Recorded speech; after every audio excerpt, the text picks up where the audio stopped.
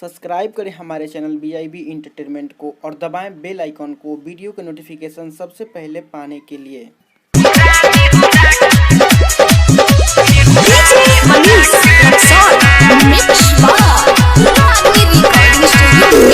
खाए न खाली पिए हमरा के चैन से जिए न देता।